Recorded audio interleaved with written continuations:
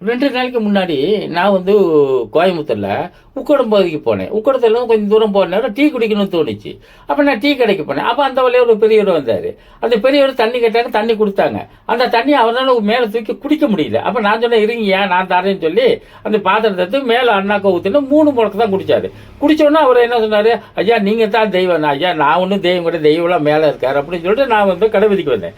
கடைவதிக்கு வந்தா கோயில்ல பூஜை நடந்துச்சு. அந்த பூஜையில கொஞ்சம் வீடு எடுத்தேன். அப்ப அவங்க என்னை கூப்பிட்டு மரியாதை செலுத்தினாங்க. அப்பதான் நினைச்சேன், இறைவன் இப்படியும் ஒரு மனித ரூபத்தில் காட்டுவாரு அப்படின்னு நினைச்சேன். இதை எல்லாத்துக்கும் பகிருங்க. இது ஒரு நல்ல ஒரு காரியம். நம்மளும் அடுத்தவனுக்கு உதவி செய்தால் மட்டும்தான் ஆண்டவன் நமக்கு அருள் புரிவார். வாழ்த்துக்கள்.